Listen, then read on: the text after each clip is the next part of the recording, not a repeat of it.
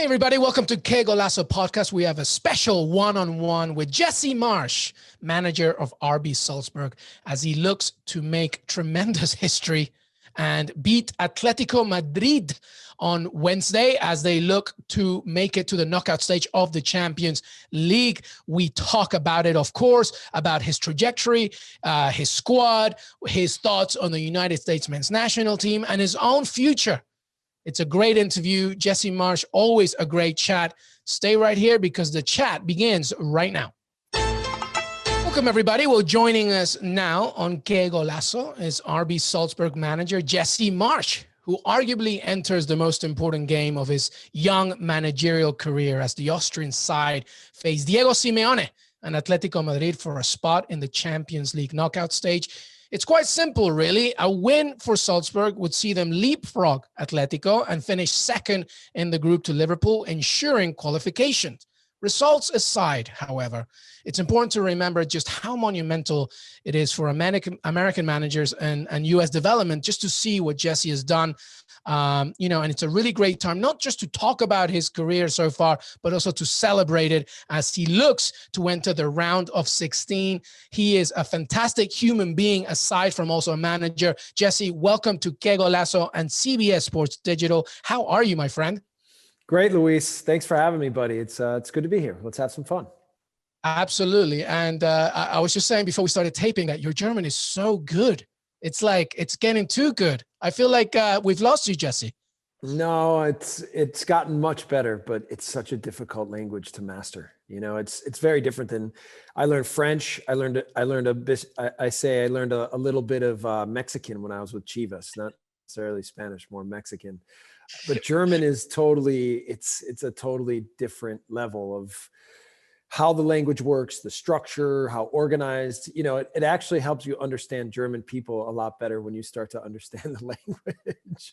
But yeah, it's been important for me to learn. It's been an obsession of mine, and I've gotten much better. And yeah, so it's exciting. It's exciting to say that I'm fluent in another language. Yeah, well done. And I totally agree about getting to know the people better. It's probably why you're so good at speaking Mexican Spanish, not just Spanish. Oye, wait. I'll get my Mexican colleague. Yeah, mama's way. No mama's way. All right, Jesse, let's get straight into it. Last time the you and Atleti played, Salzburg and Atleti played, it was an entertaining 3-2 fixture, albeit not to your favor at Wanda Metropolitano. What does Salzburg have to do to win this game, Jesse?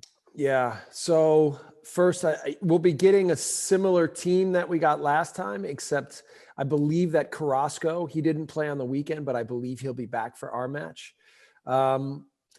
They defend really well. They take so much pride in defending, but this team this year has also been good with the ball, and they've created chances and they've been dangerous. We had a really difficult time containing João Felix last game. And once he got the ball in pockets, he was able to turn and run at us and cause trouble. So that'll be a big part of the job on the day, is making sure that we know where he is and that we can find ways to not let him get on the run. But the more attention you pay to him, then Luis Suarez is a little bit more open, and Llorente has a little bit more freedom than Carrasco. It's an incredible team, you know? So preparing for these big matches is always so much fun because the level of tactics, the level of talent on the pitch, it's very high level stuff, right? But I'm really happy to be in this situation. We've given our team a chance in the end to proceed through the group phase, and let's see how it goes Wednesday night. Absolutely. Listen, something I love about your team, your strategy, your philosophy that really just sticks with you and so many others, especially for neutral fans, I think, not just Salzburg, is that no matter what, you're just always going for the win, Jesse. Mm-hmm. It's refreshing, to be honest. But what happens, right, if you find yourself, right, taking the lead in this one? Maybe 1-0, 2-0 at halftime. Yeah. Do you feel you want to keep going, or do you hold back? Well, first, getting the first goal will be incredibly important this game. Madrid is often comfortable with 0-0, with defending a little bit more. The box defending, they're very good at. They're very comfortable at that. They deal well with crosses. They obviously have an incredible goalkeeper. So, the first goal will be important. When we get the lead, Yeah, I mean, we try to manage the way we press and how high up the field we go, how compact we are.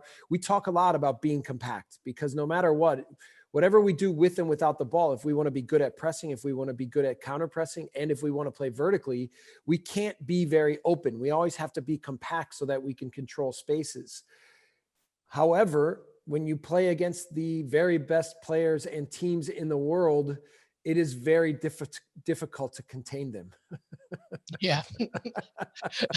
So, yeah, I mean, against Bayern, we played an incredible 80 minutes and we were, for most of the game at home, better than Bayern Munich. So that says a lot. But then we gave up the third goal, 3-2, and then they hit us for 3 more in a matter of, it felt like seconds. So this is a little bit what you deal with. We're pushing our boundaries to the absolute limit. And thankfully, the group has been able to go a little bit higher and a little bit higher every game, get a little bit better. And it's given us a chance to, on the final day, match day, to see if we can at home go through, which we had last year as well against Liverpool. And if we would have beaten Liverpool on the last day, we would have gone through. So on one level, and a great accomplishment, but our drive and our focus to try to take the last step to get out of the group the motivation will be very high. Absolutely. Listen, what would qualifying for the next round mean to Salzburg? I know it sounds like a simplistic question, but maybe it isn't. I mean, what would it mean for this team, for, I guess, the fans and you? Yeah, I mean, mostly for the club. Since I've come here, I've talked about taking the club to the next level. And for me, that was always about being in Champions League. So even getting back to Champions League this year was a major accomplishment. But I've always talked about getting out of the group phase. And I've talked a little bit about using Ajax as the model for the potential of what Salzburg could become. Now, I think the Dutch league is slightly better than the Austrian league. And our model is a little bit different than what Ajax does. We really focused on young players and developing young players and helping them take the next steps in their career. But I do think that if we can manage to get out of the group phase, it will validate so much of the strategy of what this club has been about and help the future generations of this club grow and hopefully attract more and more highly, highly talented young 15, 16, 17, 18-year-old players to come to Salzburg and now believe in what we do here. Yeah, let's talk about that squad. Such a tremendous, talented squad, right? Berisha, Patson Daka, teen sensation Karim Adeyemi. What is it like working with these guys? Because they're young, but they're hungry and they're smart. What's it like working with them? This is the key is actually their intelligence and their mentality. So, our sport director, after we have big wins like against Lok Moscow, he loves saying, "Oh, there are 8 players that came from Liefering that played in that match." So Liefering is our second team. Right. They're right now in first place in the second division in Austria, which is a big accomplishment with a bunch of 17 and 18-year-olds. And that's really the way that this club works, is the scouting department really narrows in on the 15, 16-year-olds, right? And then when we introduce them, and a lot of times they're Austrian or they're German, but we get kids from Africa. We get kids from all over Europe. And when they come here, they learn the culture, they learn the language, they learn our football, and they learn our mentality. And so often the best way to bring the next generation or to help the next generation adapt is to have them at Liefering. However, we've had cases of players that come straight here, like Erling Haaland, like Noah Okafor. So there's enough of those cases. But in the end, I find that it's not just the talent of these people. It's their intelligence, it's their drive, it's their motivation, it's their mentality. And I go back, my first experience with this was with Tyler Adams and being with the New York Red Bulls. And when I met him when he was 15 years old. I watched him play with the U17s down in Bradenton. And then I spoke with him after the game, and he had this baby face. He was 15 at the time, but he looked like he was like 10. He had braces. I swear his braces were bigger than his whole head. And now he just looks 11, Jesse. But when you talk to him, you could see that he was a man, that he was ready for big challenges, that he was fearless, that he wanted to take the next steps in his career, that he knew that he had to challenge himself. And so Tyler was my first experience with someone like that. And it really sparked my imagination for the possibilities of working with young players like that. But in the beginning, when I first came here last year, I said, working here in Salzburg is like having 20 Tyler Adamses. And it is kind of like that. They're different because they're maybe from different places and they're not the exact same personality.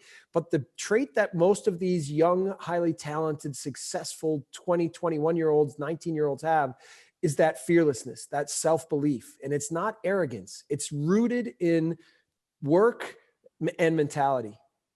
Yeah, Jesse, absolutely. Listen, one of my favorite players in the tournament belongs to you. Dominic Szoboszlai, the young Hungarian international. What is it like working with him? It's been awesome. I feel really lucky when I get to work with guys like Szobo. I actually did a 30-minute talk with they're shooting a documentary on him right now today. And I love talking about the relationships I have with these young men and Szobo specifically. When I first came here, I don't want to say anything too wrong or bad, but he hadn't really established himself with the team at that point because he was still 18 years old, and he hadn't really established himself with the old trainer Marco Rosa. And Marco Rosa is an incredible trainer, so that's the reason I don't want to say anything bad about Marco, because I really respect him and look up to him as a trainer. But I knew that it was going to be important that Szobo and I had a good relationship, that we could really talk and work with each other, and that we could trust each other. And I realized early on that it was important to almost be a father figure to him. So, we worked a lot in the beginning, and then he had also a really good relationship with Erling Haaland. So, with those two guys, it was like the three of us worked a lot together with video, sometimes individually. They became really close and tight, and I talked a lot with them about the roles that they had in the team. And I really also tried to access their fearlessness and their self-belief within the personality of the team in general, especially given the fact that we were going into Champions League for the first time as a club, not just a team, but as a club. But those two guys, their fearlessness, their self-belief, their mentality, their work ethic, and obviously their talent, I think was at the forefront of what we were trying to do. I think they benefited from each other. I had really great relationships with both, and specifically Szobo, we spent a lot of time with individual video and going over what his role was, how to be more dynamic, how to be more committed to playing our football. And I think over time we had a lot of fun together. And I think he's grown immensely in the last 18 months. And it's a source of pride for me when I see that these young men are achieving all the things that I believe that they can, not just in their careers, but in their life. So, Szobo, he's likely to leave in winter. That's the reality, right? He'll have so many suitors. And we went through this with Erling last year. So, but in the end, I'm so happy for him. And I want him to show everybody how good he is. With the national team in Hungary, he's helped them get to the Euro Championships in summer, and he's like the hope of Hungary. And so even when I watch him play for the national team, I just want him to achieve so much because I believe in him so much. So yeah, I mean, this is the fun part. When you can play a small role in these young people's lives, I think then it makes it that much more meaningful. Yeah, and I think you continue to do so. And I think you said it correctly. It's the same with Erling Haaland. It's about the impact, but it's also what RB Salzburg's all about, right? Just developing these young talented players, and whether they come or go, it's just a philosophy that keeps nurturing them, and it's so great to see. Listen, but Dominik Szoboszlai, whatever his future may be, we'll see. But somebody that is coming is Brenden Aaronson, and a few weeks ago, I talked to him actually for this pod, had a one-on-one. What a great kid. Yeah, he is. And he'll be playing on the same day, actually, as I'm sure, as the U.S. face El Salvador with Greg Berhalter's MLS squad. What do you see in Brenden? What do you like about him? Yeah, well, again, I think you would have to start with his mentality and maturity. When you talk to him, as you did, you can sense it's hard to believe that he's a 20-year-old young man. You get crazy. The sense like he's been a professional for 10 years. And so again, right away, when I have the first conversation with him, I'm like, all right, we need this kid. So, he clearly listen, he has a work ethic. He has a desire to play against the ball. He has a desire to play vertically. He has a desire to make last plays. He has, whether it's the final pass, whether it's the final action to goal. And he has a commitment work for the team, and do whatever it takes to find ways to win. So in general, as a mentality, that fits really well with the way I think. And then with our football, it fits really well with what we like to achieve. So he has so much flexibility also, I believe, in the different positions he can play, which we like to manipulate tactics a lot to find ways, especially in the best games, to control the opponent as much as we can. So, I think in every way, he's gonna adapt here quickly. He's gonna be a good player here. We're gonna help him continue to grow and get better. And I think this is a perfect first step for him to get landed in Europe, adapt to the way things work here in Europe, and then continue to grow and get better and be ready for the next step. Yeah, one of his favorite players, by the way, Luka Modric. So take that with what you will. Yeah, I don't know what that. Not bad.